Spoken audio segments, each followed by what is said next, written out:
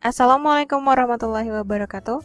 Seperti yang sudah kalian lihat di judul ya, di video kali ini Kak Git akan membahas materi dan contoh soal tentang venturimeter. Jadi nanti yang dibahas ada dua jenis kayak gini. Yang di atas ini pertama ada venturimeter tanpa manometer dan yang kedua di sini ada venturimeter dengan manometer. Untuk definisinya, venturimeter itu biasa disebut dengan pipa venturi, yaitu alat yang dapat digunakan untuk mengukur kelajuan suatu fluida.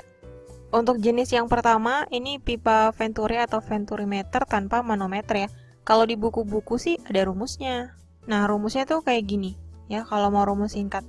Jadi ada dua, untuk yang ini itu V1, ini adalah kecepatan si fluida pada penampang pertama di sini. V1. Kemudian ada rumus juga untuk V2. V2 ini berarti kecepatan fluida pada penampang yang kedua, yang penampang kecil di sini. Tapi sebenarnya mereka berdua ini rumusnya tuh asalnya dari dua rumus yang sebelumnya, yaitu persamaan kontinuitas dan hukum Bernoulli. Oke, kita bahas dari contoh yang pertama ya. Kak Git nggak mau pakai rumus yang tadi. Jadi Kak Git mau memanfaatkan dua rumus sebelumnya aja, yaitu asas kontinuitas dan persamaan Bernoulli gitu ya, biar kalian tahu dan paham juga ini tuh dapatnya dari mana sebenarnya. Tapi kalau ada yang mau nyoba pakai rumus yang tadi juga nggak apa-apa, silakan catat aja. Oke. Sebuah pipa venturi tanpa manometer dialiri air seperti gambar berikut. Jika luas penampang A1 dan A2 masing-masing 10 cm persegi dan 6 cm persegi serta G sama dengan 10 meter per sekon kuadrat, hitunglah A. Kecepatan air pada penampang A1 dan A2, B. Banyaknya air yang masuk pada penampang A1 selama 1 menit. Oke, yang pasti langkahnya tuh gini. Pertama, pasti ketemu dengan yang namanya asas kontinuitas. Gitu. Nah, asas kontinuitas ini berlaku apa kemarin? A1 dikali V1 sama dengan A2 dikali V2 gitu ya. Kalau yang belum nonton videonya, nonton dulu boleh, linknya ada di description box ya. Terus dimasukin nih, luas penampang A1-nya adalah 10 cm persegi. Nggak perlu diubah satuannya karena ini perbandingan. Kemudian dikali V1, ini sama dengan A2-nya adalah ini 6 cm persegi, 6 kali V2. Terus mau Kak Git ubah kayak gini. Berarti V1 itu sama dengan 6 per 10 V2. Ini diperkecil boleh, sama-sama dibagi 2, berarti 3 per 5 V2 gitu ya.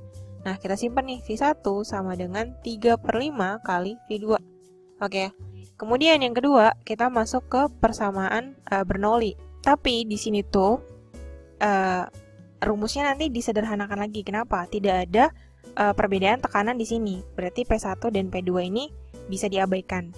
Kemudian kita pindah-pindahkan gitu ya, aljabarkan. Jadi yang rho GH2 ini pindah ke sebelah kiri, berarti di sebelah kiri jadinya adalah rho GH1 gitu ya, dikurang rho GH2 ini sama dengan setengah rho V2 kuadrat dikurang setengah rho V1 kuadrat gitu kan, karena rho V1 kuadrat ini pindah ke sebelah kanan. Terus ada lagi nih yang bisa hilang, apanya? Massa jenis gitu, karena sama semuanya massa jenis air ya. Kalau yang tanpa manometer kayak gini, ini isinya full semua air gitu, jadi massa jenisnya boleh dicoret aja gitu. Kalau udah, kita bikin ini nih, H1 dikurang H2, kita anggap aja delta H, gitu ya. Jadi, gravitasi G dikali delta H, gitu ya, sama dengan setengah V2 kuadrat dikurang setengah V1 kuadrat. Nah, delta H-nya ini siapa sih ini nih? Selisih ketinggiannya, gitu. Di sini kan delta H-nya sama dengan 80 cm ya, karena yang rumus kedua ini bukan perbandingan, berarti ini harus diubah ke meter, jadinya 0,8 meter. Gitu, terus dimasukin ke rumus ini. G dikali delta H berarti gravitasi 10 dikali 0,8 gitu ya, sama dengan setengah dikali V2 kuadrat gitu, dikurang setengah kali V1 ya. V1 kuadratnya diganti nih sama ini. Berarti dia dikuadratin, jadinya apa? 3 per 5 V2 kuadrat, kayak gitu. 10 dikali 0,8 itu 8 ya, sama dengan setengah V2 kuadrat gitu, dikurang setengah dikali ini kuadrat ini, itu 9 per 25 V2 kuadrat. Ini untuk ngilangin setengahnya sebenarnya boleh aja dikali 2 gitu ya, supaya jadi ini 16 sama dengan ini setengahnya nggak ada kan, karena udah dikali 2. Jadinya V2 kuadrat dikurang, nah ini jadinya tinggal 9 per 25 V2 kuadrat. Ini satu nih di sini. Disamain penyebutnya, berarti 16 sama dengan 25 per 25. V2 kuadrat dikurang 9 per 25 V2 kuadrat. Nah, ini dikurangin nih. 25 dikurang 9 itu 16 ya. 16 per 25 V2 kuadrat. Muat lagi tempatnya, di mana nih? Lanjut ke sebelah sini ya, berarti kan 16 gitu. Dari sini nih, 16 sama dengan 16 per 25 V2 kuadrat. Coret dong, 16-nya kan sama, tinggal 1 di sini, terus dikali sini. Jadinya 25 sama dengan V2 kuadrat gitu ya. Sehingga V2-nya adalah akar dari 25 sama dengan 5 meter per second. Gitu. Kemudian untuk V1-nya, kecepatan di penampang 1 itu pakainya ini berarti 3 per 5 dari V2, 3 per 5 kali 5. Ini sama dengan berapa? 3 meter per second kayak gitu. Kemudian yang B itu ditanya banyak air yang masuk pada penampang A1 selama 1 menit, berarti volume ya, karena banyak air. Volume itu bisa apa? Debit dikali waktu, ya kan? Nah, debit itu A, luas penampang dikali kecepatan, terus dikali waktu berarti. Gitu, luas penampang kali kecepatan kali waktu. Karena ditanyanya banyak air yang masuk pada penampang A1, V1 gitu ya, berarti A1 kali kecepatan 1 kali waktunya. Nah, karena ini rumusnya bukan perbandingan, berarti luas penampangnya ini si A1 itu sama dengan 10 cm persegi harus diubah kalau di sini. Jadinya apa? 10 dikali 10 pangkat minus 4 meter persegi ya. Nah, dimasukin ke sini. Berarti jadinya 10 kali 10 pangkat minus 4 kali V1-nya adalah 3 dikali waktunya harus dalam detik. 1 menit itu 60 detik. Gini, ini nolnya ada 2 ya. Berarti tinggal 18 kali 10 pangkat minus 2 meter kubik atau sama dengan 0,18 meter kubik. Nah, ini jawabannya. Oke, lanjut yang kedua, yang dengan manometer ya. Kalau di buku sih rumusnya kayak gini, V1 sama dengan akar dari bla bla bla itulah. Saya juga nggak pernah ngapalin. Oke, saya tetap mau menggunakan cara yang sebelumnya, pakai 2 rumus dasar, yaitu asas kontinuitas dan persamaan Bernoulli.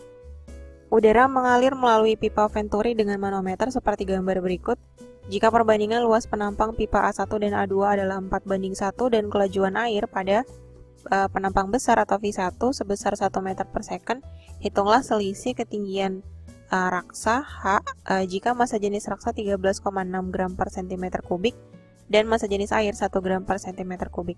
Berapa kecepatan air pada penampang yang lebih kecil?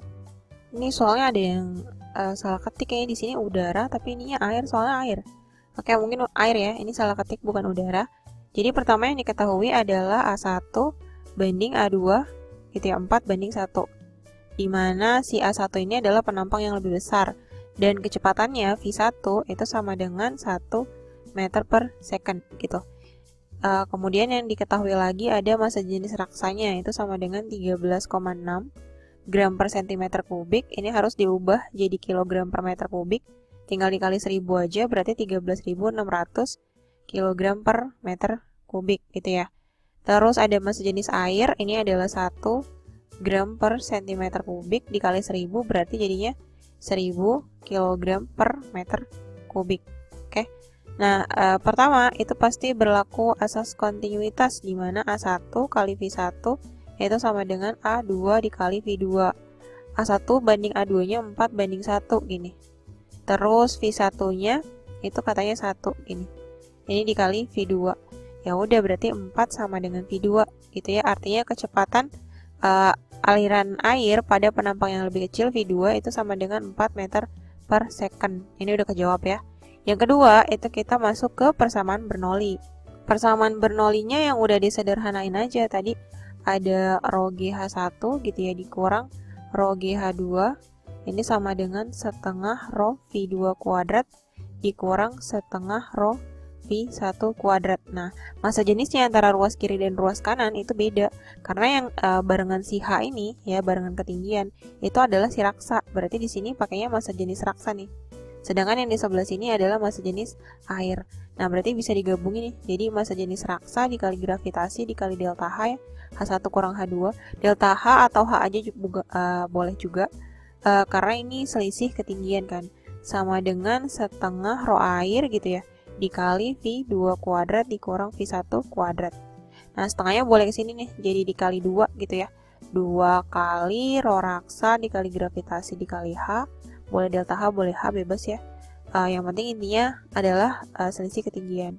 Kemudian rho air dikali V2 kuadrat dikurang V1 kuadrat. Nah, tinggal dimasukin nih nilai-nilainya. Berarti jadinya 2 kali 13.600 gitu ya, kali gravitasi itu 10, dikali H, selisih ketinggian, massa jenis air 1000, dikali V2 kuadrat, itu berarti 4 kuadrat ya, dikurang 1 kuadrat, gini.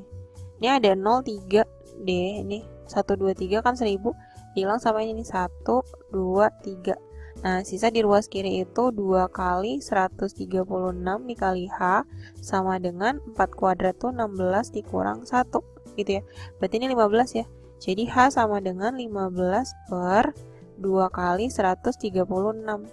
Ini adalah 15 per 272. Kalau dihitung jadinya 0,055 tapi masih dalam meter. Nah, ini bisa diubah ke sentimeter. Berarti H sama dengan berapa nih dikali 100? Sekitar 5,5 cm gitu ya. Nah, berarti selisih ketinggiannya selisih ketinggian raksa di sini itu adalah 5,5 cm. Nah, ini jawabannya.